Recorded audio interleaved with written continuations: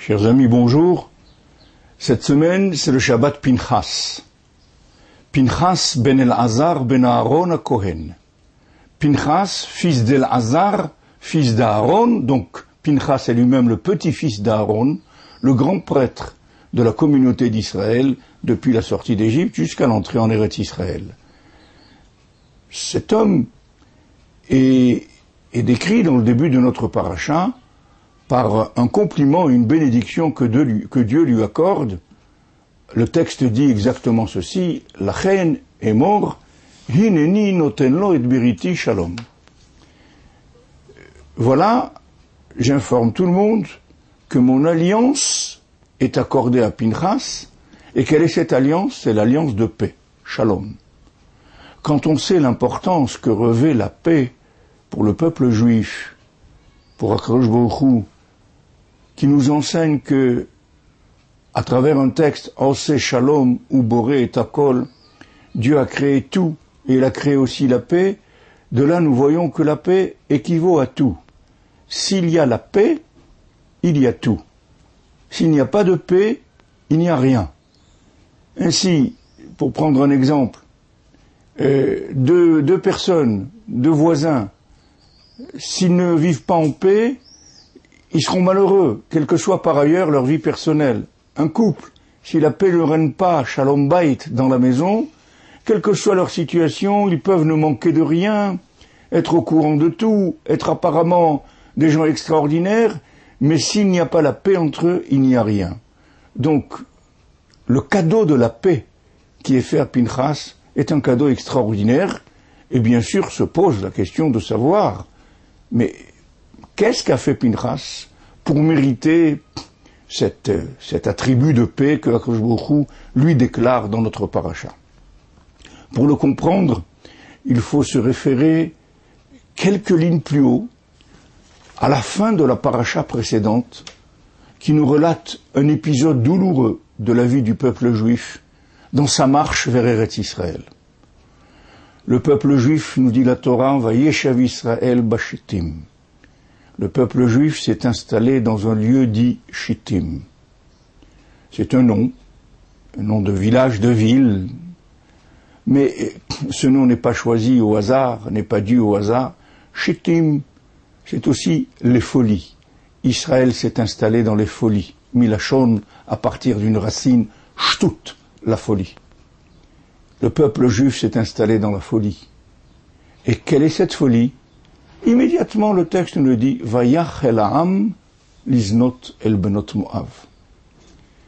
Le peuple s'est laissé aller à la prostitution avec les filles de Moav. Qu'on se rappelle du contexte. Balak, le roi de Moav, avait fait appeler Bilham, le prophète des nations, pour maudire le peuple juif. Celui-ci a essayé par tous les moyens de le maudire. Il n'y est pas arrivé, puisque Akadosh Baruch Hu a changé en dernière minute toutes les malédictions de Bilham en bénédictions. Pourtant, ayant vu son échec, et malgré cela, Bilham a donné un dernier conseil au roi Balak, en lui disant « Écoute, on n'arrivera pas à le maudire, mais je vais te donner une piste pour une solution finale du peuple juif. » Cette piste, c'est l'assimilation. C'est la tentation par les filles de Moav du peuple juif des hommes d'Israël. Le conseil a plu et il a été mis immédiatement en application et le peuple s'est laissé piéger dans cette tentation. Les dégâts étaient considérables, parce que cette mise en scène des filles de Moav qui séduisaient les jeunes d'Israël avait comme deuxième but de les amener à un culte, à l'opposé du culte de la Torah, le culte de Baal Peor. Ce culte-là était le culte de la permissivité érigée en règle. Tout devient permis.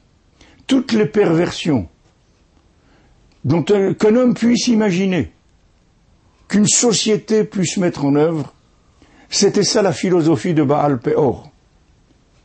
Il était interdit d'interdire quoi que ce soit. Tout devenait permis, notamment dans le domaine des mœurs. Les hommes se transformaient en véritables bêtes, plus même, parce que non seulement il y avait la recherche de la satisfaction de ses instincts, mais il y avait des idées perverses qui étaient suscitées pour aller au-delà de cela. La catastrophe était énorme. Comment arrêter cette catastrophe? Tout le monde semblait impuissant. À ce moment-là, se lève un homme. Voici comment la Torah le présente. La Torah dit « Vayar Pinchas ben El-Hazar ben Aaron Cohen ». Pinchas a vu. Vu dans la Torah est exprimé par plusieurs verbes.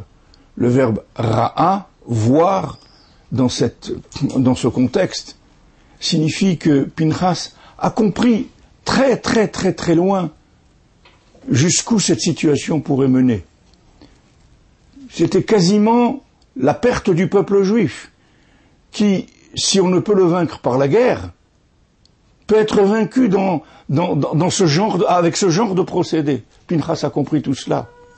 Et il a vu qu'il n'y avait aucune réaction du peuple juif, en particulier lorsqu'un des dignitaires haut placés, un nassi, un prince de la communauté, s'est livré en public à ce genre de pratique avec une princesse de Moab. Là, Pinchas a compris, Atkan, qu'il n'y avait plus de possibilité de régler ça sinon en agissant, voire en agissant avec violence. Et il a mis fin au jour de ce nassi, de ce dignitaire, qui s'affichait dans la communauté d'Israël, laissant à penser que si lui le fait, alors tout le monde peut le faire. Ainsi, Pinchas rentre dans l'histoire du peuple d'Israël par un acte de violence, dont le Talmud nous dira, quelles que soient les circonstances, plus personne n'aura le droit d'agir comme Pinchas. Mais en l'occurrence, la question est posée. Ce qu'a fait Pinchas mérite-t-il des louanges ou au contraire un blâme? Eh bien, quoi que le Talmud nous dise, et je le répète, Halacha ve'en morin ken, c'est effectivement ce qu'il fallait faire à ce moment-là, mais plus jamais aucun homme ne doit le refaire, parce que plus jamais aucun homme n'est Pinchas. C'est la louange qui l'emporte dans le texte. Et pourquoi? Parce que Dieu qui sonde les cœurs et les reins sait qu'elle a été le moteur de la démarche de Pinchas. Ça n'a pas été l'assouvissement d'une vengeance personnelle ou de quoi que ce soit qui puisse y ressembler. Tout a été fait par Pinchas pour la gloire de Dieu. Et il est quelquefois des relations d'amour, comme celle de Pinchas vis-à-vis de Dieu, qui peuvent s'exprimer quelquefois par une attitude apparemment violente. C'est ce qu'a fait Pinchas. Et c'est pour cela que Dieu témoigne. La reine, ne nous y trompons pas. Inneni noten lo et beriti shalom. Ce qu'a fait Pinchas, en réalité, mérite que je lui attribue la vertu de la paix, parce que rien en lui n'était violent, et que cet acte qu'il s'est senti obligé d'accomplir, c'est en réalité contre sa nature.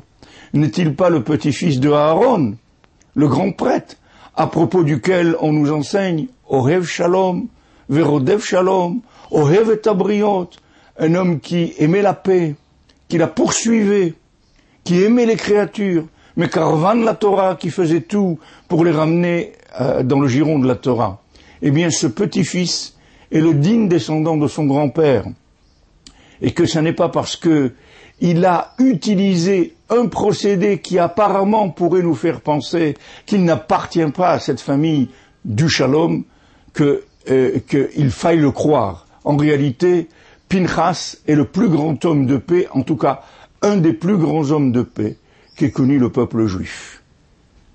Puissions-nous nous inspirer de ces exemples qui, lorsqu'ils nous sont racontés dans la Torah, ne viennent pas uniquement pour faire de l'histoire, ou même de la petite histoire.